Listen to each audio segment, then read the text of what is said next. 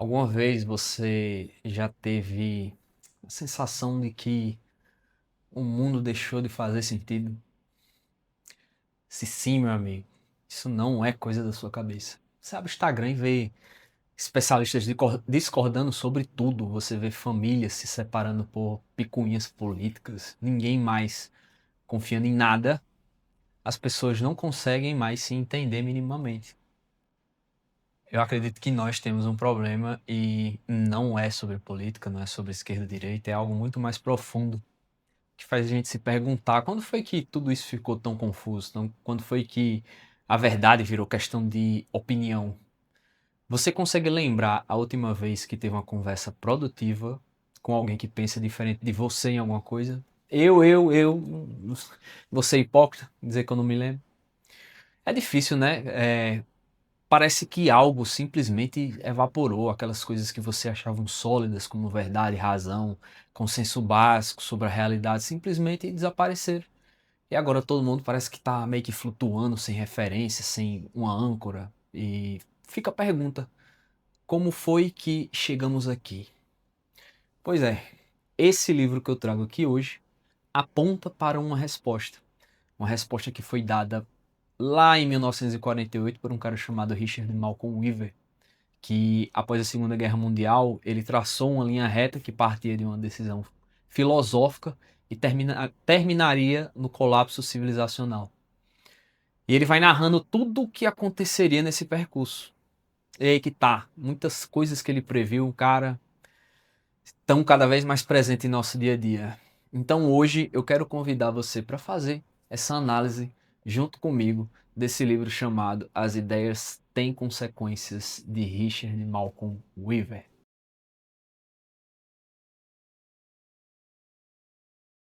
Então vamos lá. Segunda Guerra Mundial, o mundo ainda em escombros, milhões de mortos, e um cara chamado Richard Malcolm Weaver pensou: rapaz, como foi que a civilização mais avançada da história conseguiu chegar a esse ponto?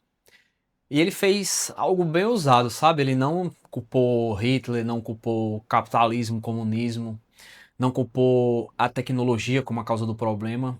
E ele disse que tudo isso eram apenas consequências. Mas consequências de quê?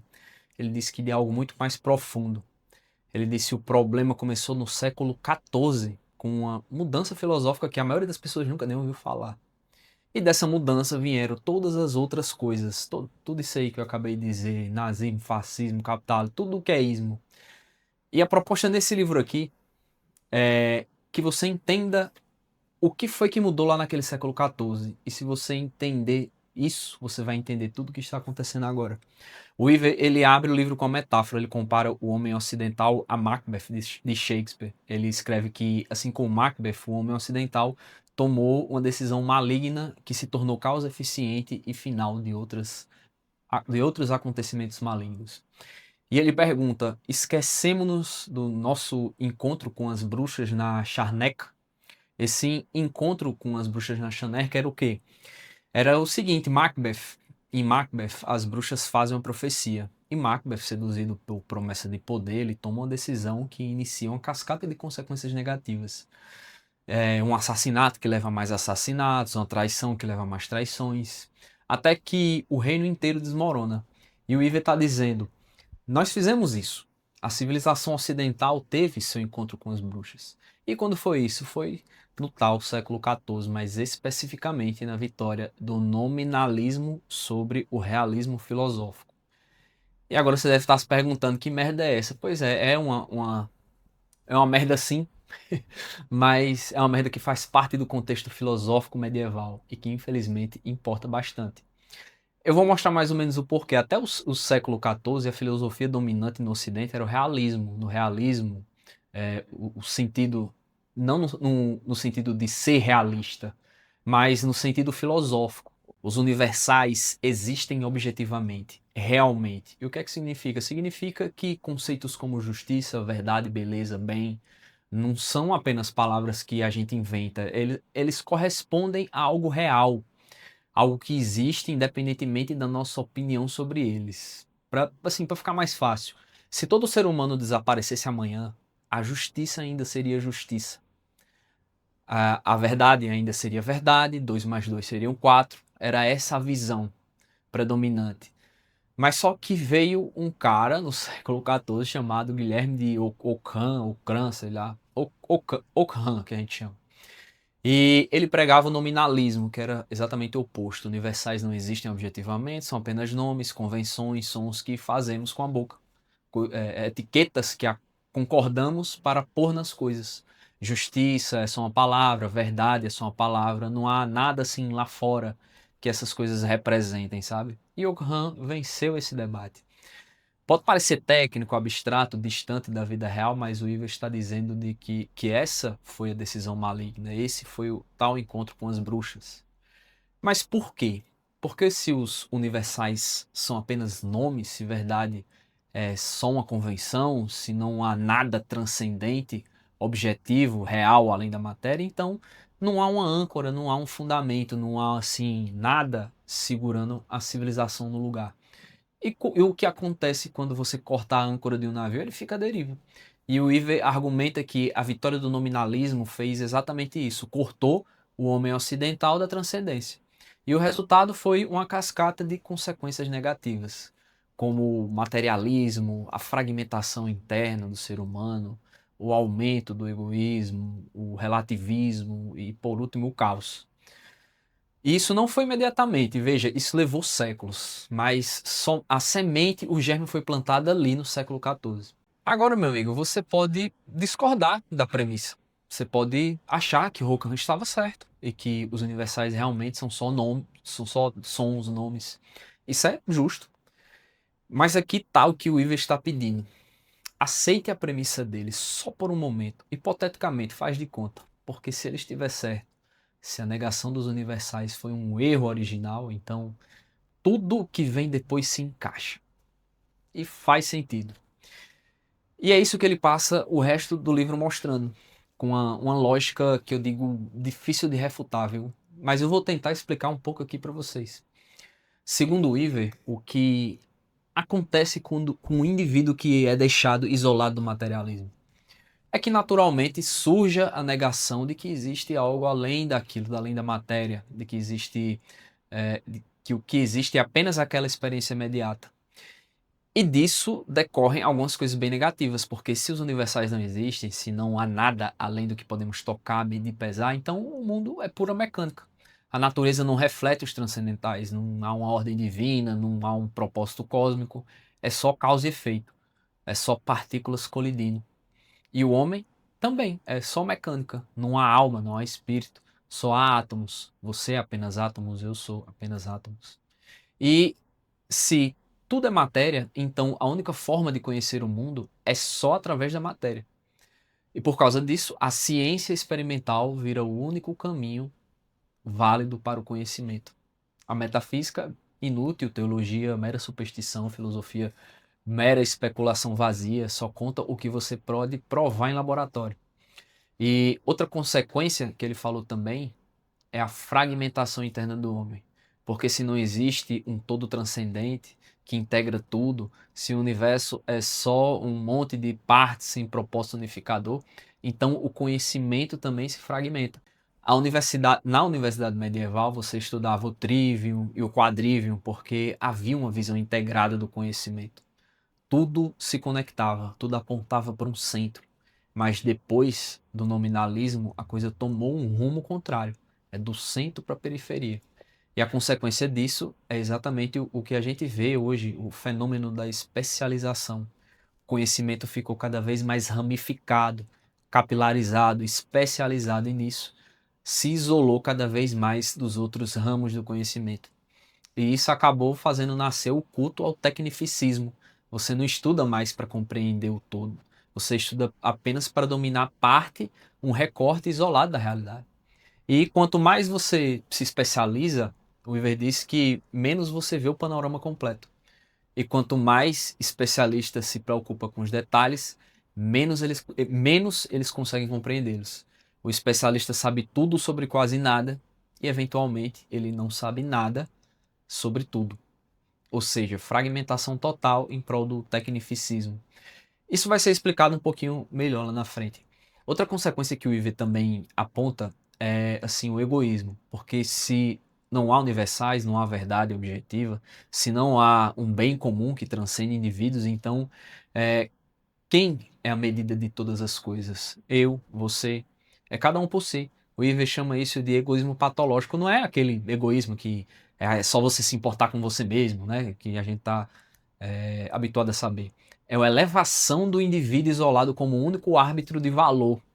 Minha verdade, minha moralidade, meu caminho. E com o crescimento dessa visão de mundo, o ideal de comunidade espiritual se distancia ao ponto de desaparecer, porque uma comunidade pressupõe algo compartilhado, um centro comum, um bem, sabe? Que todos reconheçam, mas se cada um tem sua própria verdade, não há comunidades, há apenas indivíduos em colisão. E o trabalho, arte, vida, tudo viram como se fosse uma autopromoção. É sobre servir, não é sobre servir a algo maior, é sobre me expressar, me realizar, me promover. Isso tudo é o egoísmo como um princípio organizador da sociedade. Outra consequência também dessa vitória do nominalismo que o Iver apontou é a chamada a grande lanterna mágica. E o que seria isso?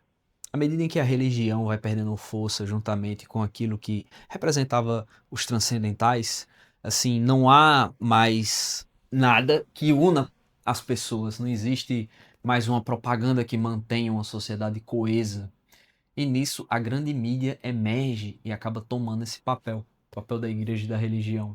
O Iver escreve sobre rádio, cinema, jornais, mas o princípio é o mesmo. A mídia de massa vira um novo padre, um novo profeta, a nova fonte de valores, ou seja, a tal lanterna mágica que projeta suas ilusões para o povo. Mas diferentemente da religião tradicional, a mídia não aponta para nada transcendente, ela aponta para o que for mais conveniente naquele momento para ela. E fica numa alternância entre consumismo e distração. E as pessoas, sem uma âncora metafísica, sem centro espiritual, simplesmente absorvem aquilo. A grande lanterna mágica projeta as imagens na parede da caverna e todos nós ficamos lá assistindo hipnotizado. Outra consequência também é a psicologia da criança mimada. O Iver diz que a mídia de massas ela promete falsamente o paraíso material. Progresso automático, vida sem sofrimento, com propagandas dizendo que você merece o melhor, você merece ser feliz, você não precisa se esforçar porque a tecnologia vai resolver as coisas. E as pessoas acabam acreditando nessa propaganda, especialmente no urbano, onde ele disse que a vida ficou mais fácil, fácil demais, mas olhe, fácil no sentido de você não precisar mais caçar sua comida, você não construir mais sua casa, você não experimentar mais esse tipo de escassez antiga, só as modernas mesmo, né? E isso na palavra dele é muito perigoso, porque você desenvolve expectativas irreais.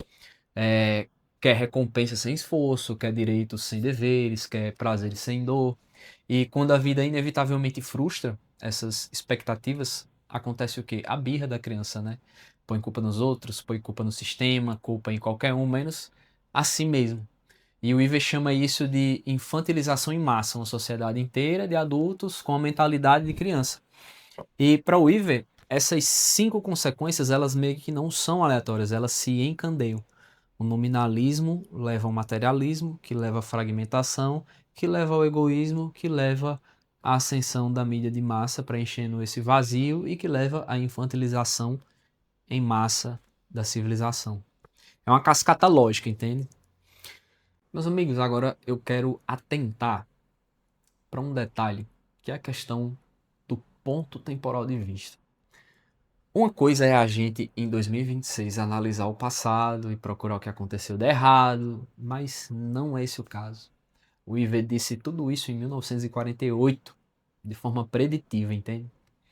A gente hoje olha para trás, mas ele olhou para frente. E isso é o que eu particularmente acho foda. Mas agora eu quero sair um pouco do que ele falou e quero analisar um pouco do agora para saber, né, se essas coisas estão batendo ou não estão batendo. Veja, uma das coisas que o Iver previu foi a acentuação do relativismo total. A negação dos universais levaria as pessoas a acreditarem que cada um tem sua própria verdade. E hoje, o que é que a gente vê acontecendo? Ramon, na minha humilde e insignificante opinião, eu acredito que sim. que sua verdade e minha verdade meio que virou um mantra clichê da nossa época. A ciência virou a ciência intocável, sagrada. Se você questiona o consenso, você é um negacionista. Se você pede evidências, vixe, você está sendo violento, é mesmo que uma agressão. Antigamente dizia que os fatos não ligam para os sentimentos, mas hoje os sentimentos, eles vencem todas as vezes os fatos. Se você se sente ofendido com o fato é cancelado. Se uma verdade te machuca, a verdade é violenta. E olha, o Iver viu isso em 1948 e disse: negue os universais e só sobram opiniões. E é exatamente isso que a gente tem hoje. Não temos mais debates sobre o que é verdadeiro. Temos guerras sobre quem ofende mais o outro. Outra coisa que o Iver disse foi que a especialização sem integração levaria a um conhecimento cada vez mais estreito. E hoje quando você vai num médico com dor de cabeça crônica, ele diz que ele lhe manda para um neuro. Quando você vai para um neuro, ele lhe manda para o otorrino. Quando você chega no otorrino, ele manda para o oftalmo. E ninguém acaba perguntando como é que tá a sua vida, meu amigo? Ela tá boa, ela tá feliz? Porque você não é só uma pessoa, você é um conjunto de sintomas isolados. Os engenheiros criam os algoritmos que decidem o que você vê nas redes sociais. Agora pergunte a eles sobre o impacto social disso. Eles não sabem, não é a área deles. A educação meio que virou um checklist de competência. O aluno decora a fórmula para passar no Enem e na outra semana ele já esquece, não serve mais de nada. Ninguém aprende a pensar, é o que eu quero dizer. Aprende apenas a marcar X na alternativa certa.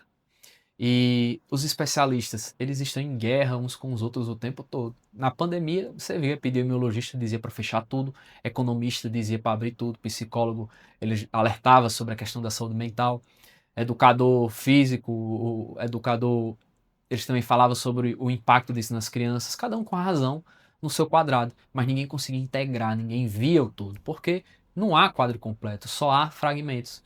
E que ninguém sabia como juntar essas peças. E a grande lanterna mágica? O Weaver falou sobre cinema, rádio, jornais como substituto da religião, como chanceladores das novas verdades. E hoje nós temos as redes sociais funcionando aí como uma lanterna Turbo, Prime, Pro Max 2.0.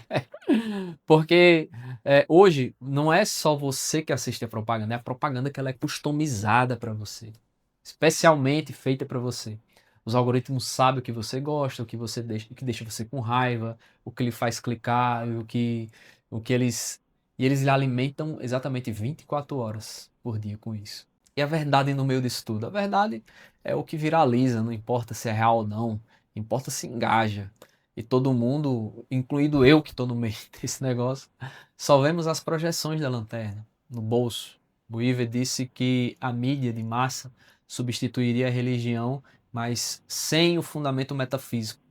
E eu particularmente concordo. Nossas igrejas agora são os feeds aí, rolado infinitamente, os influencers são os novos profetas, nossos rituais são as nossas notificações e ninguém sabe mais no que acreditar. E quanto à questão da geração Mada, ele previu promessas de um paraíso material, promessas de um paraíso material criaria expectativas impossíveis e uma psicologia frágil. E hoje você vê aí, adolescente de 15 anos tomando tarja preta como se fosse vitamina, ansiedade, depressão viraram epidemias. Não exceção, regra mesmo. Uma geração inteira que não consegue lidar com a frustração básica. A nota vermelha já vira uma crise existencial, uma crítica construtiva vira um trauma, o desconforto vira gatilho, a saúde mental virou desculpa para não enfrentar nada difícil. E olha os números, taxa de suicídio entre adolescentes só aumentam, o uso de antidepressivos só aumenta, internações psiquiátricas só aumentam. E veja bem, saúde mental é real, depressão é real, ansiedade é real, mas o Iver previu exatamente isso. Uma geração criada com expectativas irreais que não aguenta o peso da realidade. E quando a vida inevitavelmente não entrega o que foi prometido, há o colapso. E quanto à questão do egoísmo como religião, o Iver ele disse que sem os universais, um indivíduo isolado vira medida de tudo. E cara, eu não sei se sou só eu que vejo, mas eu vejo que a internet fala cada vez mais a palavra narcisismo. Narcisismo também virou uma epidemia, não no sentido clínico necessariamente, mas no sentido cultural. As redes sociais elas viraram meio que aquele motor do ego, né? Quantos likes, quantos seguidores, quanto engajamento. O trabalho não é mais sobre contribuir, é sobre o personal branding. A arte não é mais sobre expressar beleza ou verdade, é sobre me expressar, me promover, né? Os relacionamentos não são mais sobre compromissos, são sobre o que eu ganho com isso. E qualquer tentativa de dizer assim que talvez exista algo maior, você é visto como um opressor, né? Aí, meu amigo, pois é. Com base nisso tudo que eu sustento, minha humilde e insignificante opinião, que eu nem dou nos livros, né? Tô falando a primeira vez aqui nesse. Mas, e agora? O que fazer? O Ivo ele não era só crítico. Ele propôs sim meio que um caminho de volta. E aqui eu quero fazer uma contextualização. Como eu disse, o Ivo escreveu isso aqui em 48, pós-guerra, o mundo ainda fumegando, a América majoritariamente cristã, o consenso metafísico ainda existia, não tinha internet, redes sociais, nem ficção científica, ele trabalhou com as ferramentas que tinha, o contexto que ele conhecia e a mente que ele possuía. Ele não podia prever 2026, não podia prever os algoritmos, a globalização extrema, o pluralismo radical e a complexidade do mundo que a gente vive hoje. E então ele apontou algumas soluções que refletem o mundo dele, que talvez funcionassem mais no contexto dele. Mas o que eu quero dizer com isso é que se você for interpretar essas soluções ao pé da letra, talvez elas são ineficazes. Mas mesmo assim vale a pena examinar um pouco, porque mesmo que não se traduzam perfeitamente para hoje, há sim bons insights, apesar de ter alguns que são realmente atemporal. A primeira solução que ele apontou, por exemplo, foi recuperar as ideias transcendentais.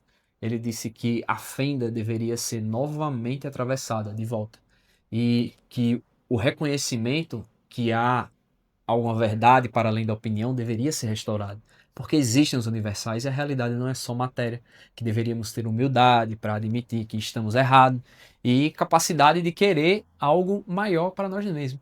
Em 1948, num país majoritariamente cristão, isso fazia muito sentido como proposta. Havia um chão comum, um consenso básico. Mas hoje, em 2026, com uma sociedade pluralista, múltiplas religiões, múltiplas cosmovisões, como se define, né, o que é o transcendental? Os cristãos vão dizer que é uma coisa, os muçulmanos vão dizer que é outra, os budistas vão dizer outra, ateus vão dizer que nem existe.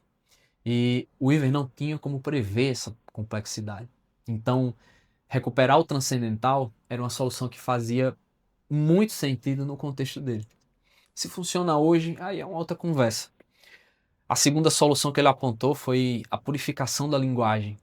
E ele colocou um capítulo todinho só para falar sobre o poder da palavra. Porque a linguagem tinha um elemento divino. Nomear é ordenar o mundo. A corrupção do homem levaria, consequentemente, à corrupção da linguagem.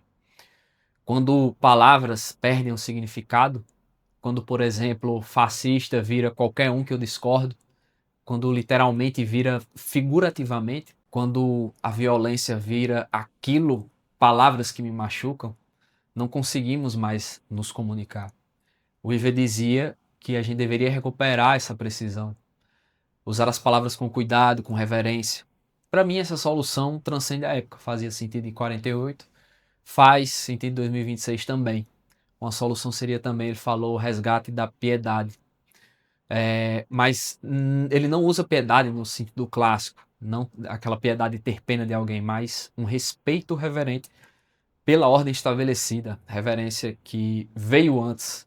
O homem moderno, segundo ele, é um ímpio porque ele matou as gerações que ele reverenciava antes. Destruiu a ordem natural em nome do fictício progresso. A solução então era parar, respeitar a hierarquia, respeitar a tradição, respeitar a autoridade. No contexto de 48, pós-guerra, com milhões de mortos por ideologias que destruíram tudo, essa proposta tinha um peso bem considerável. Ele disse que talvez destruir tudo não seria ser sempre a resposta e que talvez nossos antepassados não eram idiotas completos como nós estamos habituados a imaginar. E há um valor nisso, mas também há uma tensão, porque ele também disse que nem toda ordem estabelecida merecia respeito, como escravidão, segregação, patriarcado dominante, tinha coisas que realmente tinham que ser ceifadas, erradicadas. Mas ele disse também que viver lá no outro extremo da ponta, com transformações caóticas, a todo momento, a todo instante, feitas de forma esquizofrênica, sem um escrutínio adequado, também seria bastante perigoso. Ele valorizou a estabilidade, mesmo pontuando que sempre haveria essas aberrações a serem eliminadas no meio do caminho. Outra solução seria a restauração das hierarquias. Ele disse que a supressão moderna de hierarquias estavam destruindo a sociedade. Uma sociedade funcional precisa de estrutura, baseada em conhecimento, baseada em virtude, e que nem todo mundo é igual em capacidade. Com base nisso, um médico sabe mais sobre medicina, um físico, logicamente, sabe mais sobre física. Faz sentido que tenha mais autoridade nessas áreas. Ele atacou o igualitarismo extremo, onde toda opinião é válida. Ele dizia que isso não funcionava, não fazia sentido. E em 1948, em certo nível, eu acredito que ainda faz, sabe? Mas o foda é decidir quem tem o conhecimento, quem decide quem é um virtuoso, quem constrói essa hierarquia. O Weaver viveu antes da internet e antes da democratização radical do conhecimento. E essa solução pressupõe uma autoridade centralizada que julga e organiza. Em 2026, com acesso à informação instantânea, né, com a descentralização extrema, essa solução eu acho que ficou cada vez mais complicado de se aplicar. Pois é, meus amigos, assim, eu vejo algumas dessas soluções de maneira atemporal sim, mas outras bem utópicas. Mas, assim, independentemente disso, temos que ponderar que ele trabalhou com o que tinha, né? Contexto de 48, as ferramentas intelectuais disponíveis, a estrutura social que conhecia. E eu vejo que o Weaver foi certeiro no diagnóstico, apesar de um pouco antiquado no tratamento. Mas é o tipo da coisa. Entender o problema é sempre o primeiro passo para qualquer solução real, né? Assim. Mas enfim, você vê o quanto para ele a situação estava desesperadora. Mas por outro lado, o título do livro não é As ideias destruíram tudo e não há mais esperança. O título é As ideias têm consequências. E se tem consequências ruins, tem consequências boas também. A proposta desse livro é exatamente isso, é oferecer uma clareza sobre onde erramos, uma claridade sobre o que foi perdido. E um mapa meio que, apesar de imperfeito e discutível, mais um mapa, né, de como possamos encontrar o caminho de volta. Você não precisa concordar com tudo que ele disse. Eu certamente não concordo, como eu já falei, mas depois de ter entendido esse livro, não podemos mais dizer que não entendemos porque tudo parece estar desmoronando. Então é isso, meus amigos. Esses foram mais alguns, eu não gosto nem de dizer reflexão, mas devaneios ou delírios, porque minha interpretação e inteligência são extremamente limitados. Posso estar falando a ruma de bobagem, mas enfim. Os de hoje, as bobagens de hoje foram sobre esse livro aqui, que eu achei bastante enriquecedor. Se você gostou, peça aí sua ajuda, com seu comentário, sua curtida, seu compartilhamento. Eu vou ficando por aqui. Até o próximo vídeo. Tamo junto, é nóis. Valeu.